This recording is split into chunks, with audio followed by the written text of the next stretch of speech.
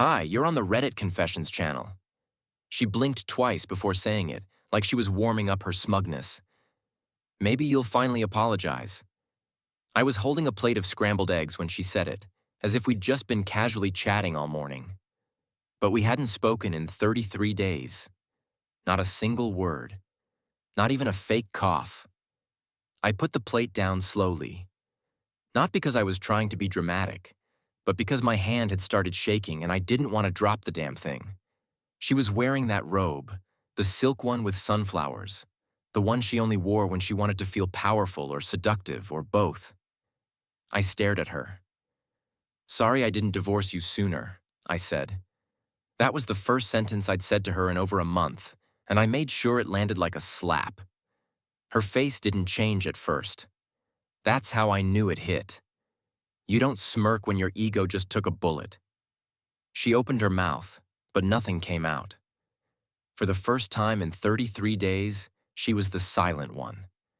I wasn't trying to win. I wasn't trying to be clever. I was just done. Done with her silent tantrums. Done with the way she weaponized stillness. Done with guessing if she'd slam the door or ignore me into madness. A month of being erased like some bad pencil sketch. And now she wanted an apology. Let me rewind. Not far, just 4 Thursdays ago. It started with a smoothie. She left it in the fridge. Neon green, unlabeled. I was running late. I drank it. Big deal, right? Apparently that smoothie was sacred. When she got home and found it gone, she didn't yell. She just looked at the empty glass in the sink, raised an eyebrow like she was noting my execution time, and walked upstairs. That night, she slept in her office. The next morning, silence. I thought it was a joke, a dramatic little protest. But days passed, then a week, then 2. At some point, it stopped being awkward and started being terrifying.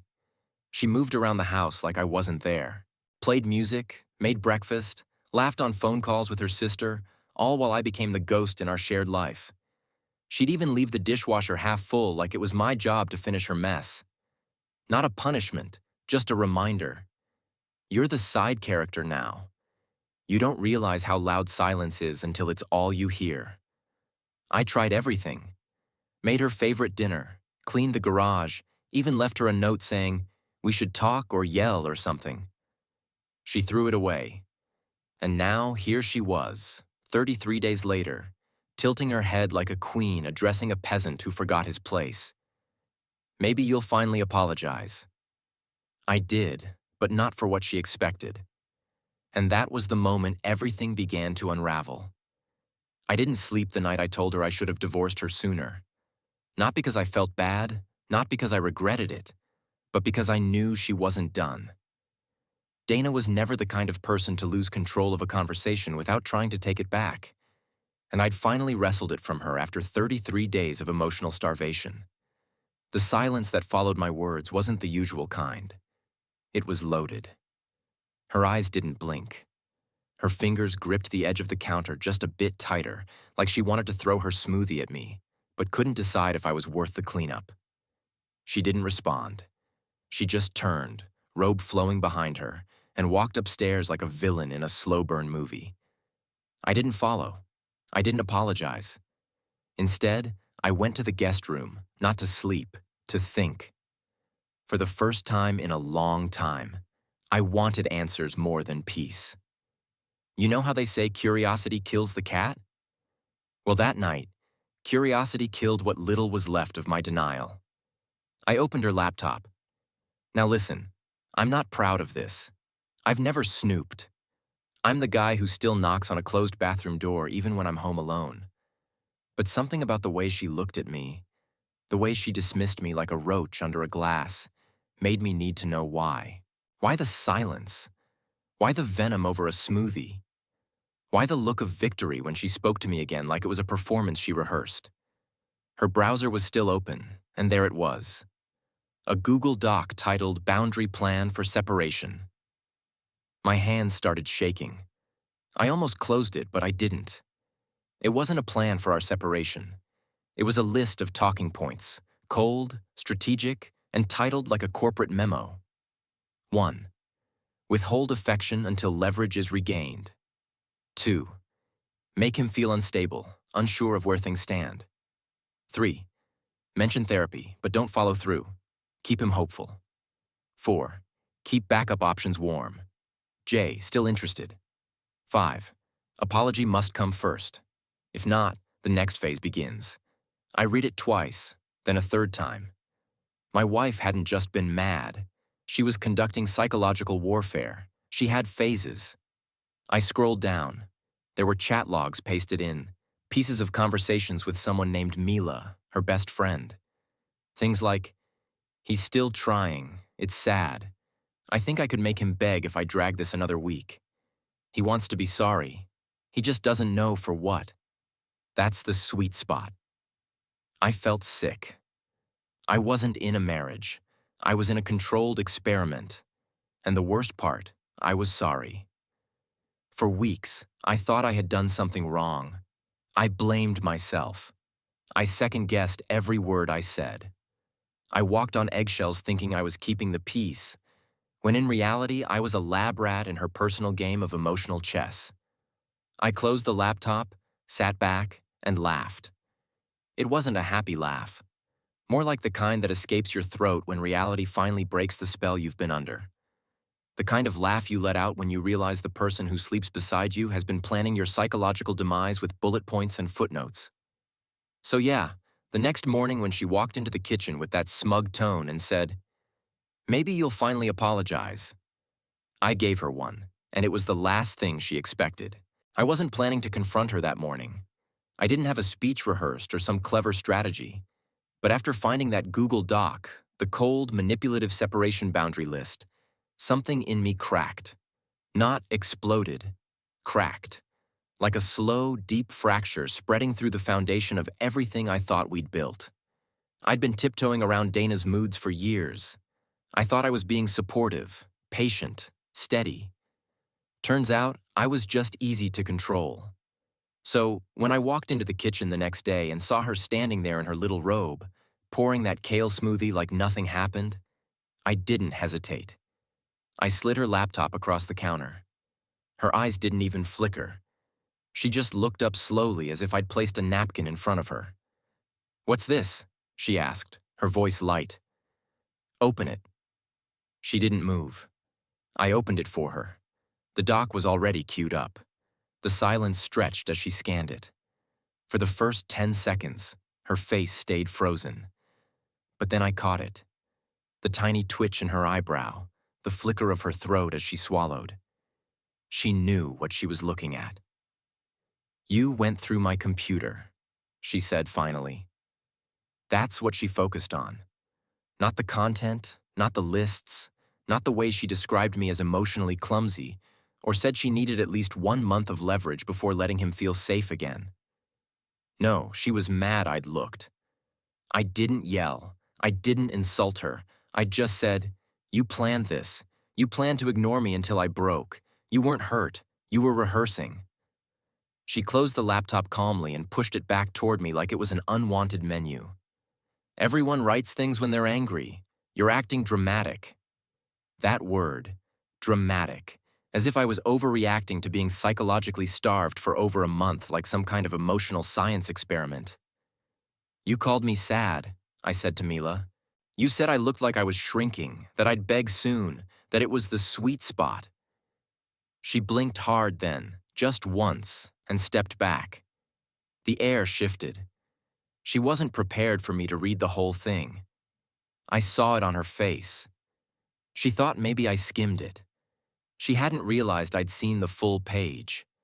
Every chat, every bullet point, every tactic she mapped out like I was an opponent in a chess game. Then she switched tones fast. The way you flip a light switch when you smell smoke. "Look, I didn't mean most of it. It was just frustration. I was venting. You always play the victim, Levi. You make things heavier than they are." I just nodded slowly because in that moment, everything I needed to know had already happened. She didn't deny it. She didn't apologize. She didn't care. And that's when I realized I was never going to win an apology because in her world, she'd done nothing wrong. I was the one needing correction, reprogramming. I wasn't her husband. I was her unfinished project. So I reached into the drawer, pulled out the folder she didn't know I'd put together, and placed it on the table. Inside were divorce papers. She didn't touch them, but she stopped smiling. When I placed the divorce papers on the table, I expected anything. A scream, a dramatic breakdown, maybe denial, but what I got was something I never saw coming. She didn't cry. She negotiated. Dana stared at the folder like it was a receipt for a sweater she didn't remember buying. No fear, no heartbreak, just cold calculation. "This is impulsive," she finally said. "Not wrong, not unfair, just impulsive. Like I'd made a rash decision because I got the wrong sandwich at a restaurant." She didn't even open the folder. "You're emotional right now. You should sit with this." "I already did," I replied. "For 33 days. She walked to the sink, calmly rinsed out her smoothie glass, and leaned on the counter like we were discussing refinancing a loan. "We can fix this, Levi, but not like this. You always escalate things the moment they get uncomfortable." I almost laughed. Me escalating? I'd spent a month getting emotionally starved, wondering if I was even visible in my own house, and she still wanted to paint me as the overreactor. This wasn't discomfort. I said it was punishment. "I read what you wrote. You enjoyed it." That was the first time her face twitched. Not guilt, not regret, just mild surprise that I was still sticking to my version of reality instead of folding into hers. She finally opened the folder and glanced at the papers like she was scanning a grocery list. "You didn't file yet," she said flatly. "This is just a draft." I stepped closer, but not in anger. "In finality, I met with the attorney 2 days ago. If you want to contest anything, that's your call. But it's moving forward." Dana's head tilted slightly, like she was reevaluating me as an opponent. "So, you're really doing this? Over a silence I didn't even think would bother you this much?" That line hit me like a slow slap. She knew. She knew how distant we'd become, how cruel her behavior was, and still framed it like a mild inconvenience I should have brushed off.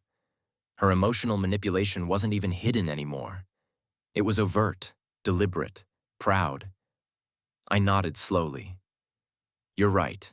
You didn't think it would bother me, and that's exactly why I'm leaving." Something behind her eyes flickered.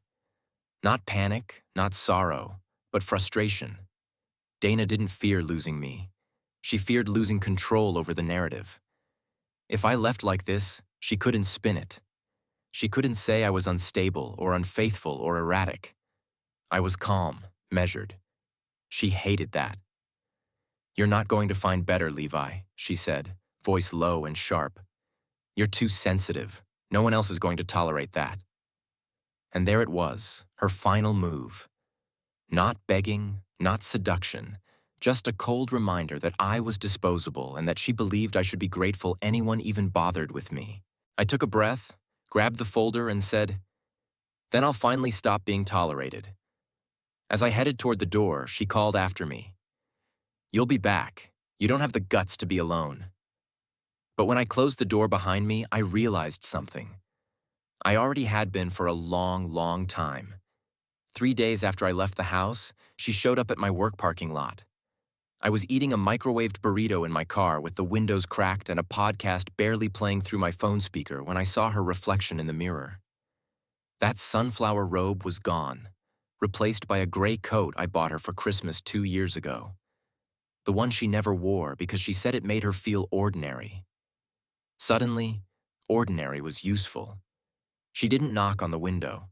She just stood there, arms folded, eyes locked on mine like she expected me to unroll the glass and invite her back into my world. I did eventually, not because I missed her, but because I needed to hear what version of reality she was now selling. "You made your point," she said before even stepping fully into the car's shadow. "So now what?" That line, not "I'm sorry," Not, let's talk, just, so now what? Like I'd thrown a tantrum and this was her checking in to see if I'd finished sulking. I looked at her, really looked, for the first time in a long time. She wasn't sad, she wasn't scared, she was amused. That half-smile had returned. The one she wore when she thought she was smarter than everyone in the room. I filed. I said, "You should have gotten the email by now." She didn't blink. "So, you're serious?" I was serious when I was begging for a conversation. You just didn't care until you lost the audience. She rolled her eyes and exhaled sharply. "Levi, you're blowing this up because you didn't understand how boundaries work. I wasn't ignoring you. I was resetting expectations." "No," I replied. "You were seeing how long it would take to break me.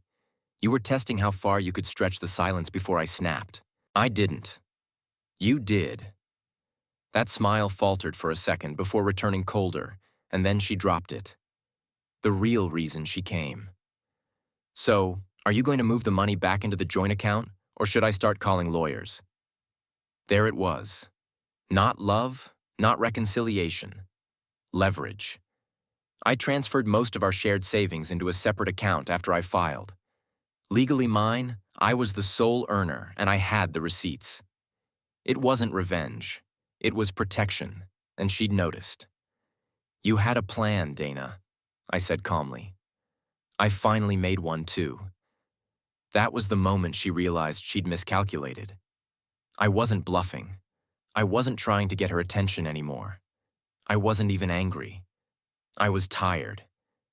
She switched gears again, faster than before. "Look, maybe we both took things too far. We don't have to make this ugly." "You're not built for ugly, Levi. You hate conflict." She wasn't wrong. I did hate conflict. I'd spent years contorting myself into the shape of peace. But something about seeing her weave manipulation into kindness so effortlessly made me realize I hadn't been avoiding conflict. I'd just been absorbing it. "You're right," I said. "I hate conflict. That's why I'm done letting it live in my house wearing my wife's face." She stared at me. No more smiles, no negotiation, just silence. For once, it was mine to own. After the parking lot ambush, I thought Dana was done. She didn't text, didn't call, didn't email, which I figured meant she was accepting the divorce. I felt not good, not relieved, but something like clear, like my brain had been underwater for years, and I finally breached the surface. I was sleeping better, eating real food again instead of crackers and anxiety, and even starting to laugh at dumb TV shows without guilt crawling up my throat. It was the kind of peace that didn't feel exciting, just quiet. And I liked quiet now, the real kind. Then my mother called. It was just past 9 p.m. on a Tuesday. I was folding laundry in silence, phone propped up on my sock drawer, listening to lo-fi beats when it rang. Seeing her name didn't alarm me. What did alarm me was her first sentence. "Levi, I just got off the phone with Dana." I froze fully, arms mid-fold. Socks crumpled in my hand like static had glued them together. I didn't say anything, just waited for the part I knew was coming. "She said you've been spiraling, that you're pushing her away, that she's afraid for your mental health." It was the way my mom said it gently, carefully, like she was trying not to break something that was already cracked. My throat tightened. I sat on the edge of the bed. "She told you what?" I finally asked. "She said you weren't sleeping, that you were making rash financial decisions, that she's trying to protect you, but you're lashing out. She said she found notes." "Levi, is any of that true?" I almost laughed. "Notes? I've been journaling, sure, but not the way Dana was spinning it." I hadn't realized how far she was willing to go to stay the victim until I heard my own mother tiptoeing around the idea that I might be unstable. She was building a case, not in court, in people's minds. She knew I didn't have some dramatic story to tell, just months of slow, emotional neglect. That doesn't land well in gossip circles. So she made hers better, tighter, more sensational. Mom, I said slowly, she's trying to get ahead of this. She knows what I found. She knows what she wrote. And now she's trying to paint me as the bad guy before I can even explain what happened. There was a pause long enough that I wondered if my mom was now choosing which side of the battlefield she wanted to stand on. I didn't know it was this bad, she finally said, but she seemed very composed. Exactly, I replied. Too composed. Dana hadn't just manipulated me. She'd started circling the people closest to me like a wolf stalking the herd. Not to attack them, but to warn them about the wounded animal I was becoming. Not so they'd run, but so they'd stay away from me. That night, I opened my old texts with Dana. I scrolled through messages from months ago. There were hints, little jabs, lines like, "You always take things too personally," or, "Your memory's fuzzy again." Huh? Things I'd brushed off. But now they looked like bricks in a foundation she'd been laying for a long time. She wasn't trying to win me back. She was trying to make sure when she lost me, she still won the story. By the end of the week, I had told everyone close to me what really happened, not the filtered, softened version. I laid it out. The silent treatment, the manipulation plan, the fake concern about my mental health. My friends were furious on my behalf. My coworkers didn't say much, but they looked at me differently, like maybe they finally saw that I wasn't just tired all the time. But the hardest conversation was with my sister, Kara. Kara and Dana used to be close, like dangerously close. The kind of close where I'd catch them laughing about private jokes I wasn't even a part of. I never thought much of it before, just assumed it was good to have my wife and sister on the same wavelength. Now I wasn't so sure. So when Kara called me out of nowhere and said, "Can we talk face to face?"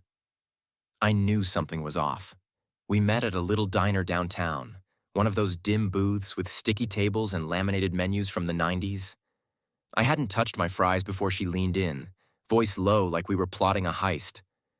"She came to see me," Kara said. "Last night." I blinked. "Dana?" Kara nodded. "She showed up at my apartment with wine and this big sob story about how you're spiraling, how she's scared you'll do something drastic. She cried, real tears, Levi. She even said she was worried you might hurt yourself." That last sentence hit me in the chest like a brick. "She's using you," I whispered. "I know that now," Kara said, sighing. But Levi, for a second, I didn't. For a second, I believed her. That shook me more than anything Dana had done. Because if my own sister, someone who knew me, could believe I was unstable based on one conversation, then Dana had already planted roots deeper than I thought. "She's not trying to get you back," Kara continued. "She's trying to erase the fact that she destroyed the relationship. She doesn't want to be the woman who got left. She wants to be the woman who let you go because she had to." I leaned back, stunned by how perfectly Kara had put it. That was exactly it. Dana didn't care about the truth. She cared about the version people would remember. She cared about the legacy of her role, not the reality of her cruelty. "She asked me to talk to you," Kara added. "To convince you to come home. Said maybe if I explained it from her side, you'd calm down." I looked out the diner window, then back at my sister. "Are you here to do that?" "No," she said. "I'm here to say I'm sorry I ever took her side in anything. And if you need me in court, I'll show them the texts she sent me. All of them." I wasn't expecting that. Not from Kara. And for the first time in weeks, I felt like I wasn't crazy, like I wasn't alone in this maze of half-truths and twisted narratives. When I got back to the apartment I'd been staying in, there was a voicemail waiting for me. It was Dana. Her voice was calm. Too calm. "You're making a mess, Levi. You're dragging people into things they don't understand. I tried to do this quietly, but you clearly want an audience. Just remember, once things go public, you don't get to control what they believe." She still thought she had control. She still thought this was a game. But now I had people who saw the board clearly. It was exactly 1 month to the day since Dana spoke those words. Maybe you'll finally apologize.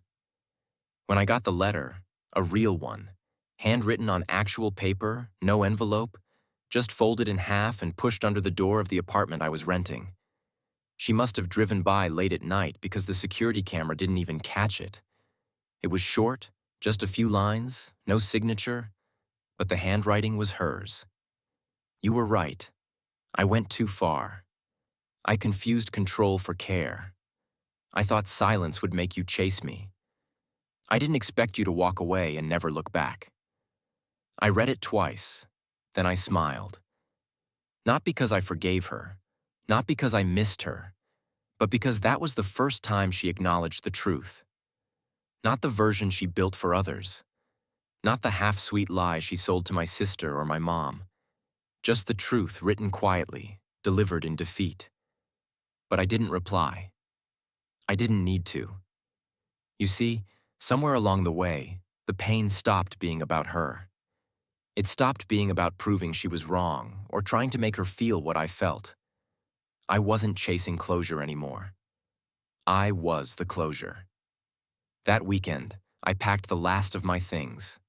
My lawyer confirmed the divorce would be finalized by the end of the month. No contest. Dana didn't fight it. Probably couldn't. Not with what we had on record. She had finally run out of moves. And me? I started walking in the mornings again. Real walks, no podcasts, no overthinking, no analysis, just breath and pavement and sun. I called old friends. I said yes to an invite I would have normally dodged. I signed up for a cooking class even though I still burned toast half the time. It wasn't some overnight transformation, but it was real. My quiet, but not the kind of silence that hurts, the kind that heals. Dana's story with me ended long before I said goodbye. I just didn't see it. But now I do. And honestly, I'm grateful. Not for her actions, but for what they forced me to finally face. Sometimes the apology you want never comes, but if you're lucky, the life you deserve shows up instead.